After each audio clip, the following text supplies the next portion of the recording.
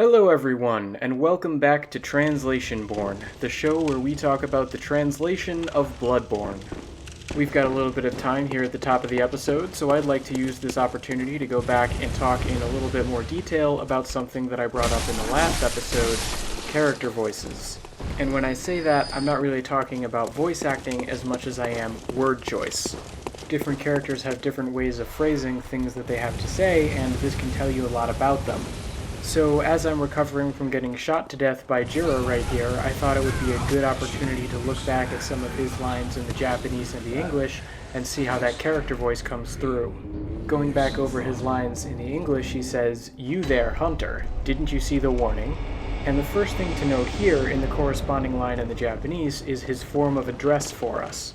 He opens by saying, "Karyudo-yo," which invokes a specific format of addressing people in Japanese. The first term there, karyudo, is actually the word for hunter. What's specific about this greeting is the use of the term yo after the fact. Probably its most common usage is the phrase tomo-yo, which might commonly be translated to something like my friend, and used in a phrase like, "My friend, listen to me." And at least in my experience, like in that example, this kind of phrase tends to be associated with an older, more bookish form of speech. And it's also a pretty strong call for someone's attention. So looking back at the English, "You there, Hunter," I would argue is a pretty great way of putting it. So now let's look at the next line. Djura then says in Japanese, "Hikikaesh tamae." And under these circumstances, tamae is a formal, somewhat light command form. It tends to be used by people with authority to those who tend to fall under it. And once again, the English translation of "turn back at once" I think fits this pretty well, especially since he's standing there manning a machine gun. Finally, there's one more form of address he has for us that I think is particularly telling. At several points in subsequent dialogues in the Japanese, he refers to us as Kiko. This is a somewhat unusual term used primarily by men to refer to people of an equal or lower rank. And this I think really helps to highlight some of Djura's key conversational characteristics. His speech is formal, masculine, commanding, and a little bit bookish. I think the official translation really nailed this tone, but right now let's talk a little more with Alfred. Oh, changed our mind, have we? Then perhaps we can cooperate and discuss what we've learned. You know what? Fine. Oh, very good. Very good indeed. Take this to celebrate our acquaintance. Hey, thanks for the fire paper. Beast hunting is a sacred practice. May the good blood guide your way. Okay, but what about the information? There must be oodles for us to share. Go on. Just tell me what piques your interest. On second thought, never mind. I bid you farewell. It has been a pleasure. May the good blood guide your way. And yours, buddy. But in the meantime, let's talk a little bit more about what he said. First of all, here's a comparison of his lines against some of the more literal translations that you could use. The official version will be what you see on the screen, with the more literal version being what I'm reading now. Oh, have you changed your mind? In that case, let us cooperate from now on and exchange information. Oh, now then, I look forward to sharing information with you. Let this here be a sign of our growing closer together. Hunting beasts is a calling worthy of reverence. May you have the divine protection of blood. Now then, shall we exchange information? If there's anything you'd like to know, please don't hesitate to ask. Now then, until next time. That was an enjoyable conversation. May you have the divine protection of blood. So there are a few things to talk about here, and I think they actually tie in pretty well with the idea of character voices that I brought up earlier. Before we dive into some of these individual lines then, I think we should analyze Alfred's voice as a whole. In the Japanese, one of the first things that strikes me about his dialogue is that he's very formal. He ends almost all of his sentences with some form of des or mas, which is a polite way of ending a sentence in Japanese. He also has a tendency to use respectful speech towards us, while somewhat deprecating speech when referring to himself. For instance, in the English, when he says, "Go on, just tell me what piques your interest," in the Japanese, he says, "Enryonaku oshatte kudasai." And osharu is a verb that's used to refer politely to someone else's speech. And even if you don't speak Japanese, it's also pretty clear that he's respectful of the decisions you make, even though he's very obviously eager to cooperate and share information. Alfred is polite, he's welcoming, his speech style is a little bit formal and bookish, but other than that, he seems like he's a nice guy. And once again, to the credit of the official translation, I feel like this personality comes through in practically every line. The first thing he says upon our subsequently speaking to him isn't a more literal, "Oh, have you changed your mind?" It's, "Oh, changed our mind, have we?" It's only a small change in the wording, but it has a big impact on how we perceive his character. Now, with all of that in mind, let's go back and take a look at some of the lines that stand out to me from the translation. First, there's the line that I've literally translated as, "Now then, I look forward to sharing information with you," which the official translation has as, "Oh ho, very good indeed." The actual Japanese in question here is, "Oh, それではよろしくお願いします." And yoroshiku onegaishimasu is a phrase that's famous in Japanese for being very difficult to translate literally. Directly translated, the words themselves mean something like, "kindly please," but this is almost never how they're actually used. For the most part, you can think of it as a way of expressing a desire that a relationship is going to be positive going forward. And looked at under that light, you can see how that same phrase could be translated either as, "Oh, now then, I look forward to sharing information with you," or, "Oh ho, very good indeed." Once again though, the official translation has a lot more character. It not only gets across Alfred's pleasure at being able to cooperate, it also tells you something about him based on how he expresses that. And I think you can see this even more clearly in the next line. He doesn't just say, "Let this here be a sign of our growing closer together." He says, "Take this to celebrate our acquaintance." Even without referencing the original Japanese here, I think you can get an idea of how the same thought is being succinctly represented in a more characteristic way. This moment also serves as a way to contrast the gift that we got earlier from Eileen.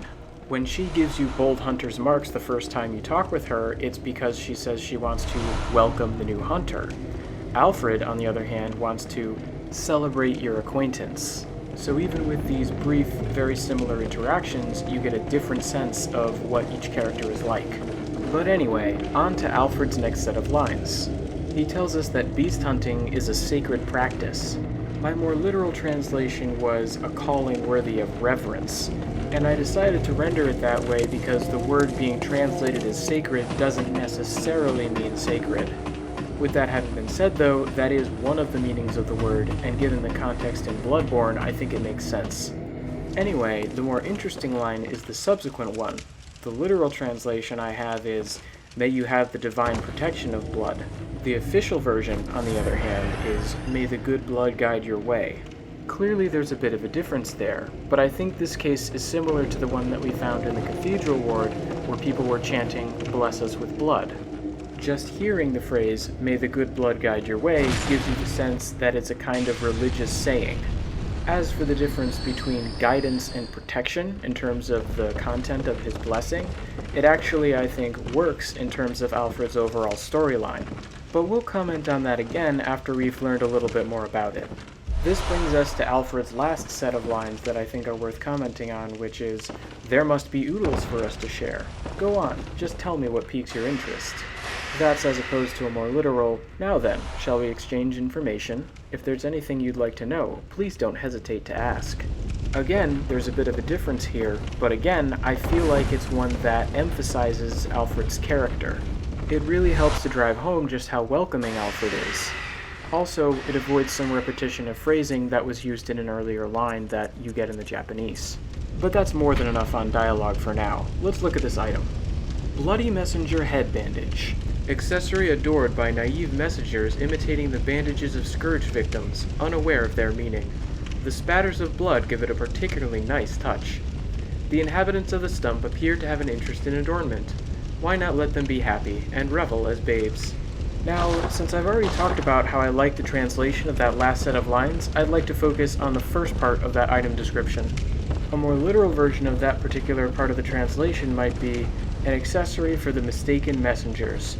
For some reason, they imitate the bandaged form of the sufferers of the plague of beasts.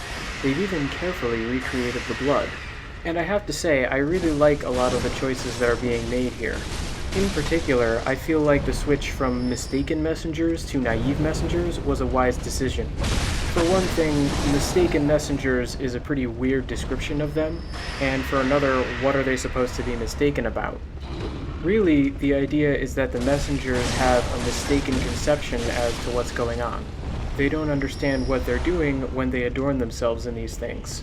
This is reinforced later on in the item description where it says the messengers are unaware of their, the bandages, meaning. The idea is of these silly, kind of cute otherworldly creatures dressing up in these horrific costumes, the meaning of which they don't really understand at all. And with that in mind, calling them naive not only sounds natural, it makes perfect sense. The other translation choice that I think was a good one was where it says, the spatters of blood give it a particularly nice touch. The more literal line I've given there is, they've even carefully recreated the blood. Although perhaps it would be even more literal to say, even the blood has been carefully recreated. The Japanese doesn't really specify a subject here.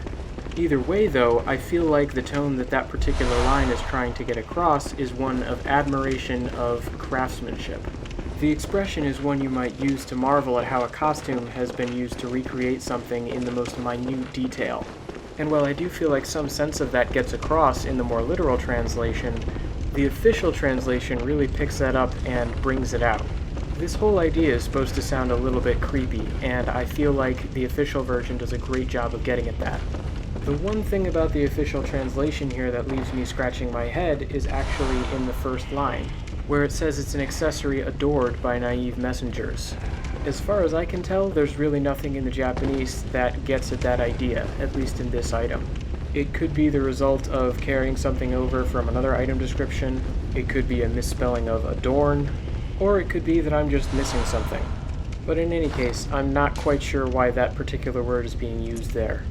Enough on that for now though, let's get to this next item description.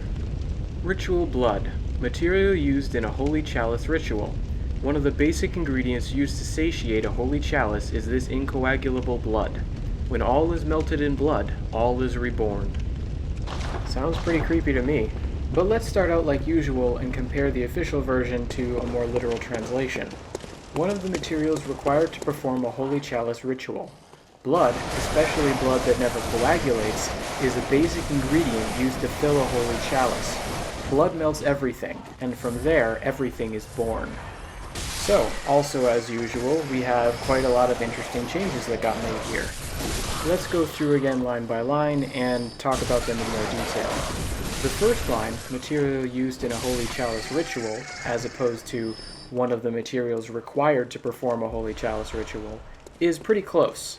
The official version makes sense and it sounds well polished, but I do have one small issue with it. This could just be my own experience with the game talking, but I had a hard time figuring out what exactly I was supposed to do with these chalice materials. And while I can't say this for sure, I feel like the idea that this is something that is required to perform a holy chalice ritual would have helped me understand a little bit better how that mechanic worked. Again though, that's a pretty minor issue. On the other side of things, one change that I particularly liked was the change of the word fill to satiate. On the one hand, it helps get across the idea that you are satisfying a requirement, and on the other hand, it gives you the more basic meaning of filling up something to the brim. And then on top of that, it brings with it the implication that there's a desire that's being met. It strengthens the idea that the chalice itself, or something it's connected to, has a hunger for these things. And that's something that's very in keeping with the world of Bloodborne. As for the phrase as a whole though, there does seem to be something that I get from the Japanese that isn't necessarily coming across to me in the English. It has to do with the opening phrase, "Toku ni zutto katamaranai chi wa," and literally that's especially blood which never coagulates. Personally, I see that especially, and it makes me think that even regular coagulable blood would be usable in a chalice ritual. By the way, I heard about a glitch where this guy gets stuck if he follows you too far into this room, and it's never happened to me. I'd planned on fighting him later, but since he decided to glitch out on me, I thought I'd have some fun with him right now. To get back to the incoagulable blood, though, it's something of a moot point whether regular blood would work because we only have the option to use the incoagulable blood in the game. Still, I'm curious about the implications for the overall world of Bloodborne. In that sense, it's pretty interesting how big a difference a small matter of translation can make. As for the final line of the ritual blood, when all is melted in blood, all is reborn, I feel like this is another one of those changes they made to make it sound more ritualistic. The idea of everything being melted down by blood and then being reborn from it, I think, comes through perfectly well. And now, after a battle against this guy that was far easier than it should have been, it's time to bring this episode to a close. As always, if you have any questions, comments, or suggestions for me, I would love to hear them. I've made a few changes to my editing process, so especially if you have any thoughts on that, I would welcome your feedback. Thank you for watching, everyone.